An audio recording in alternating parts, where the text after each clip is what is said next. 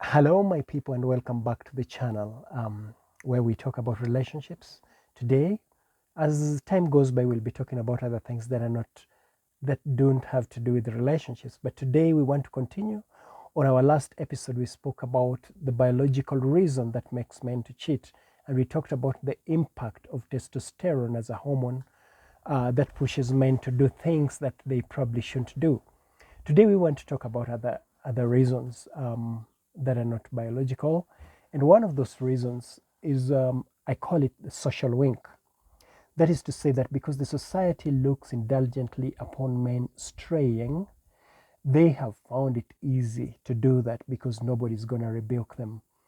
So I think that one is fairly self-explanatory.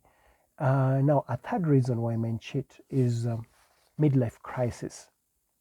This is a time when, due to age, a man is advancing. He's no longer young, but he kind of wants to hang on to his youth, and he wants to see whether he can still attract women, especially younger women, and he probably has a bit of money in his pocket. So he goes out there and tries his hand at relating with younger women who are anything but his wife, and as a result of which he ends up cheating. Now,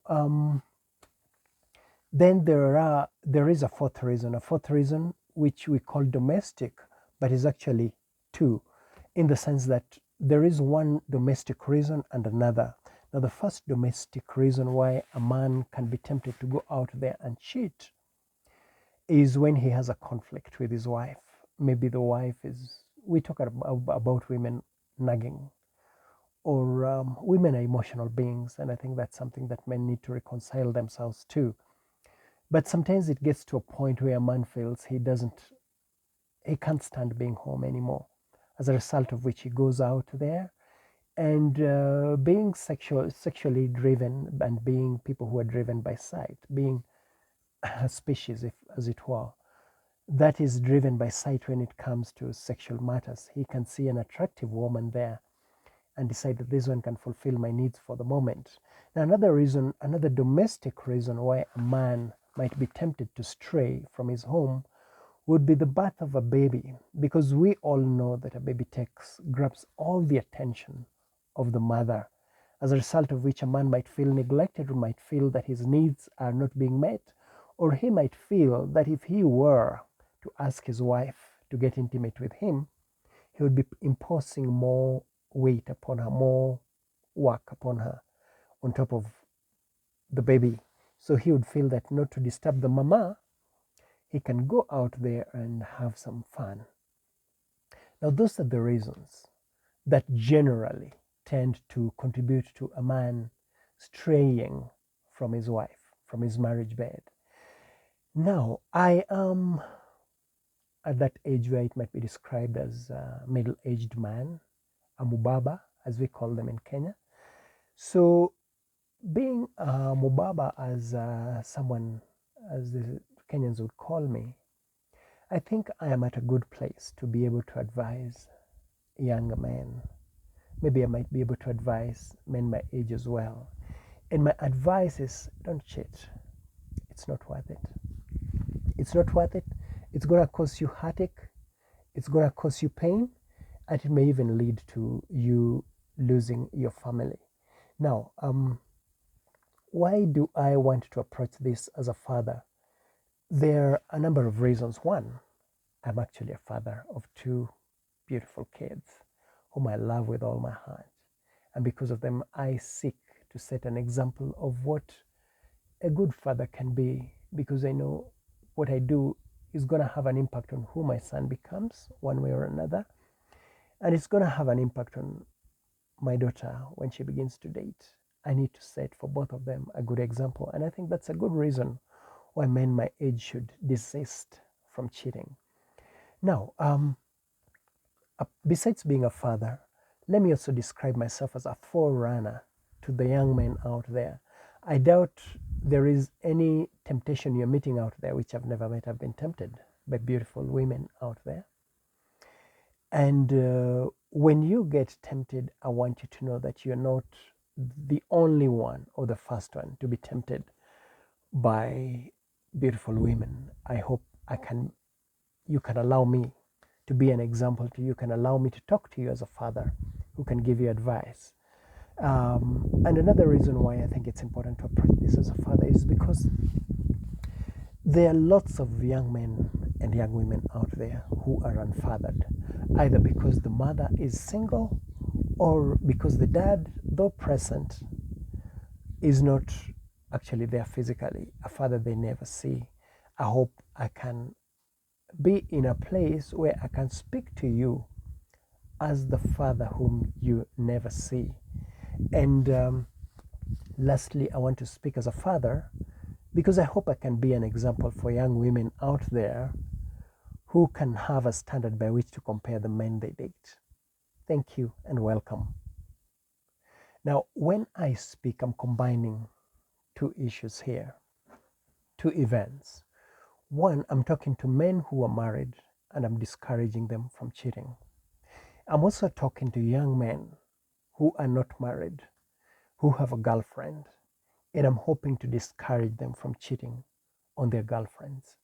Now, welcome and listen. Now, the first reason why I believe you shouldn't cheat is because love, and this is for young single men, the fact that you love a woman, you love this young woman, and you have a relationship, the fact that you have a good relationship, that you love each other, does not necessarily translate into a good marriage.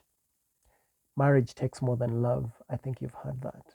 You need to develop the discipline to be able to sustain your marriage, and you begin it before you're married. So keep off cheating on your girlfriend. If you can, and I make this appeal both as a Christian and as a father and as a man with experience, if you can, keep away from sex. While you're still single and dating, yeah, I said it. Keep away from sex with a woman whom you're not married to.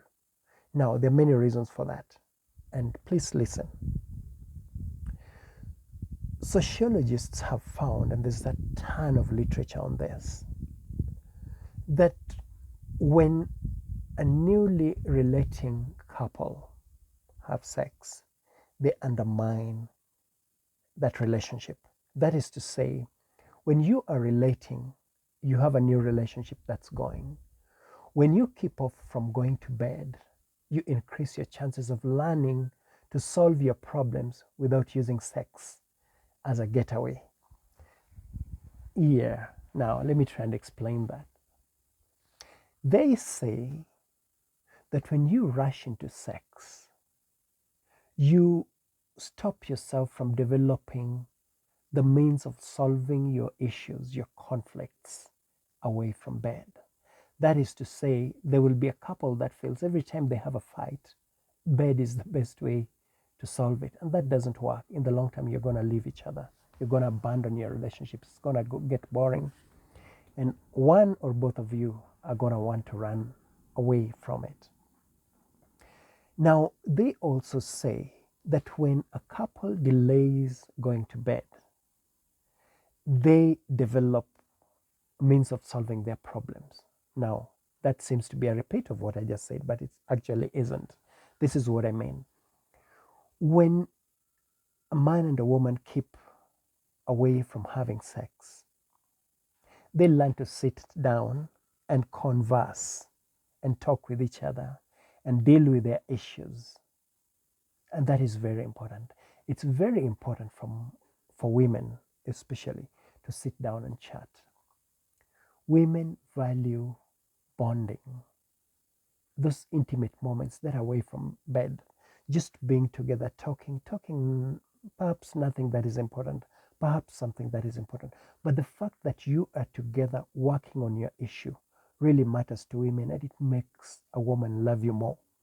So that is one reason why young men, please delay getting into bed with the woman whom you love. If you really, really love her, the more you delay going to bed with her, the higher the chances that your relationship is going to work. But it also works this way. They also tell us, sociologists, that when a relationship that has involved sex breaks down, you walk away with a part of each other. When you haven't had sex with somebody and the relationship breaks down, you'll be heartbroken, but you'll walk away whole. If you've had sex, the, the other person walks away with a part of you. If you've had a relationship, you know that's true.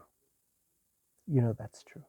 When somebody walks away from you and you've had sex with them, they're actually walking away with a part of you, which is to say that if you are going to cheat, then you're losing a part of you to every person with whom you're having sex, which is to say you're becoming less of the person you're meant to be. You had me right. Another reason why you should keep away from having sex before marriage is again the same social scientists have found that when you have many sexual partners before marriage, it's actually going to undermine your marriage. That is to say, those who've had a lot of sexual partners before marriage have a tendency to divorce when they actually get married. Now, that is a good reason why you should keep away from having sex before marriage, because you can't tell that the person you're currently relating with is going to be your spouse when the time for marriage comes. So you want to be sure that the person you're sleeping with is the person who's going to be your wife. And you can only do that long term when you delay getting into sex and you develop means of communicating, means of solving your problems. And you want to be sure that when you eventually get married, you do not have a long track behind you of different kinds of people you went to bed with. As they call it, a body count. You do not have a huge body count behind you, because that eventually is going to undermine your marriage. Another reason why you shouldn't have sex before marriage is because women get pregnant. We talked about this in the earlier episode. Women get pregnant, sometimes without knowing. A woman can be on contraceptives and still get pregnant. And when a woman gets pregnant, it's going to put a lot of pressure on you and on her. There'll be the issue of higher education if she's still learning. There'll be the issue of parental acceptance, whether the parents are going to approve. And being pregnant and unmarried puts a lot of mental pressure on a woman. At times, it may force her to consider abortion. And abortion is not just a decision that she has to make herself. Well, in the West, they encourage it. But for you, as a man who made her pregnant, you may also have to participate in that conversation. And it's not an easy conversation to have. It's not an easy conversation to have unless you really love her and you care about her. If you don't love her and you don't care about her, you are putting a lot of pressure on your woman. So to stop from putting her in a position where she has to deal with this issue, just keep off sex. Women get pregnant. Another reason why you shouldn't engage in extramarital affair or premarital sex is because children who do not have access to their fathers or who do not know their father grow up with a lot of psychological weight upon their heads, and it can create instability. Don't be out here looking confident as a man, doing your own stuff, even making a lot of money if that's what your desire in life is. While out there, there is a child you brought into this life and who is suffering because you don't want to take responsibility. And if you think you're too busy to create the time to be with your child, or you have another family and getting away from them to go see your child is a problem, just keep off. Just keep off making a woman pregnant. Keep off having an affair. Keep off making a girl pregnant. All right, fellow men, I hope you understand. And that's another reason is that children need close parenting. They appreciate it when they grow up, it helps them to be steady. When a child does not have a parent, and especially when you have a boy who has no father to set for him an example, he's likely to engage in socially disruptive behavior. That is to say, he is likely to take out his hurt, his pains, his injuries on the society. That is, he's likely to become deviant. He's likely to become um, juvenile delinquent. Delinquency is one way children deal with their emotional uh, issues. Be there for your child. Be a man who gets children he can take care of. When you do that, you help the society to stabilize. If you don't do that, you're creating instability in the society because those children, especially boys, might find socially disruptive ways of living their daily lives, and you don't want to be a part of that. The last reason I'm going to talk about is the financial and economic reason. When you have children scattered about the landscape, let's say you've slept with even 3 women, each of them has your baby, it's going to take a toll on your finances. And when it takes a toll on your finances, it means your wife and your children are not going to get the best of you. It also means you're going to be emotionally and mentally, and let's say financially, distracted. So those are very important reasons for men not to cheat. Very important reasons also for young men to, as much as possible, delay having sex before you're married. I hope this is helpful. Please get in touch.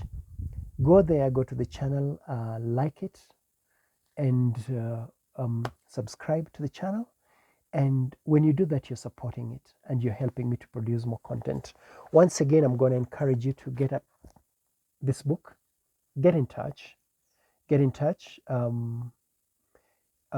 telephone number 0734151296.